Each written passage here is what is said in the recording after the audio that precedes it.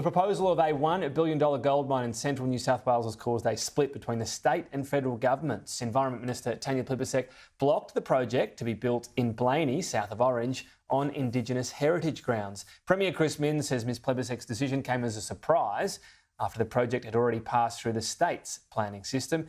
He claims gold and critical minerals are crucial for the state's economic growth and is hopeful of offering the operator, Regis Resources, a lifeline. He says he's hopeful the plan can still be saved with the mine located nearby elsewhere. We are in discussions with the mine proponent, and we've said very specifically that we don't want them to start from the beginning. We don't want them to go all the way back to 2019. We're hopeful that there's a modification of the development application, which means that there can be, hopefully, and I'm not promising this, but expedited approval. Nationals leader David Littleproud is calling on the Prime Minister to enforce time limits for project approvals. I would have thought, with the scientific understanding that we have and the data we have in this country now, that our approval time should reduce, because if a business wants to come and actually do a development, we have that data, that understanding of impact on environment, that I think it's now time for us to put time limits on approvals. Joining me now, Shadow Environment Minister Jonathon Duniam. Thank you for your time. Your reaction to this decision from the Minister?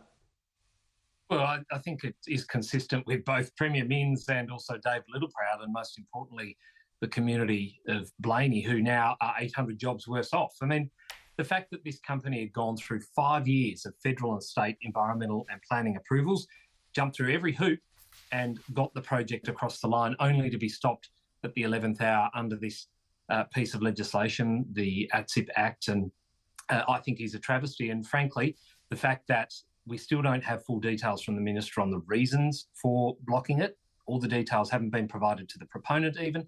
I think that is a terrible process and, to boot, a terrible economic outcome. And so I would hope that she can revisit on this, or else we're all going to be worse off.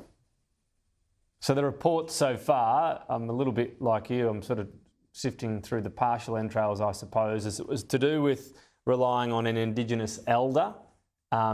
And I suppose this goes to the complication of this, because other landowners, their traditional owners, are saying, we want this to go ahead. If that's the case, it can be complicated, can't it? There are often multiple claimants or indeed multiple traditional owners of land in Australia.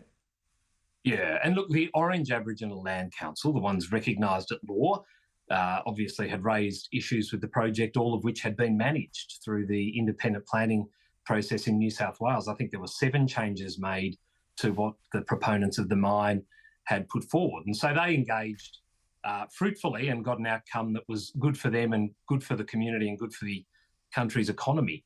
Whereas this crowd have gone and engaged in a confidential process outside of all the other processes available to them and have killed this proposal off. And it's not just blocking a tailings dam. Technically, sure, that's what the decision related to, but I'm still yet to find a mine anywhere in the world that doesn't rely on a tailings dam to be effective and efficient. Does it still speak to a complexity? I mean, you said this crowd, you clearly don't agree with their position, but how do you sort of rate one section or one group of traditional owners against another? They both have a view, they both have importance. That's going to be complex no matter the laws and the process, isn't it? Well, we have to draw the line somewhere. So firstly, with the Orange Aboriginal Land Council being recognised at law as the authority on country to speak on behalf of traditional owners is the starting point. But the Aboriginal Torres Strait Islander Heritage Protection Act, which is a 40-year-old piece of legislation, Section 10 in particular, which is the section the Minister's relying on, is extremely open-ended. There is no limit to whom could be covered by this piece of legislation if they identify as an Aboriginal or Torres Strait Islander. That needs tightening up. And that's what when you say tightening up, what could that involve? And obviously this, as I said, it's complex, but each part of Australia has a group, a land council that has a submission and a view on each project, and you'd attempt to simplify it that much? Would that be possible?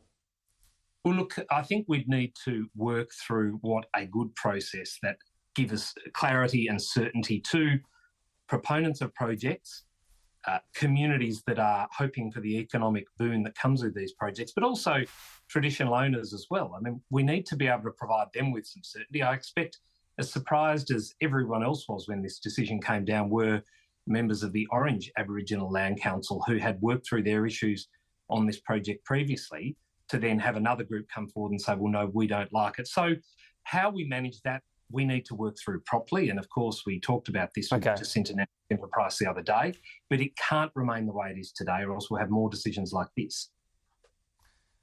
Government announcing broad caps on numbers, so reduction in international student numbers. What have you made of that today, that announcement? Well, the detail remains a little murky for me in terms of how it will go per university. I only met with my local university, the University of Tasmania, yesterday, and they are having extreme difficulty planning for the 2025 academic year. I mean, we're nearly in the fourth quarter of the calendar year, and they've got to offer courses to students. They've got to plan their budget. They've got to plan logistics and make sure they can cover all of these courses.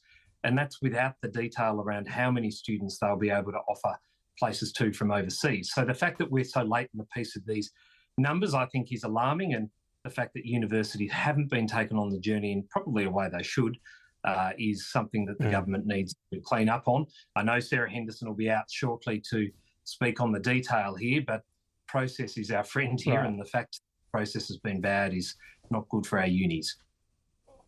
Yeah, well, look, you're not the minister, fair enough, but that conversations with Tasmanian universities, given the coalition's pledge to cut immigration by much more than Labor, you say they're having trouble planning, they'll have more trouble under you. There'll be fewer students, won't there?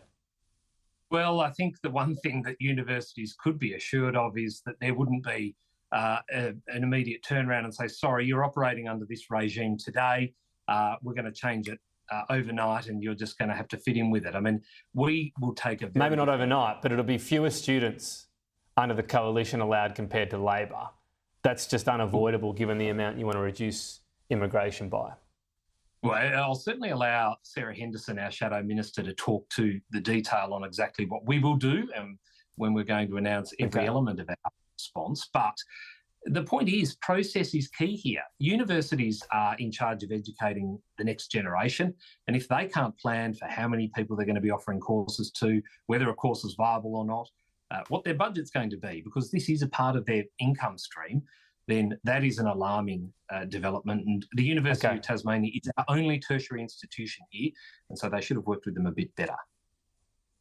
Jonathon Duniam, appreciate your time. Thank you. Thanks, Tom.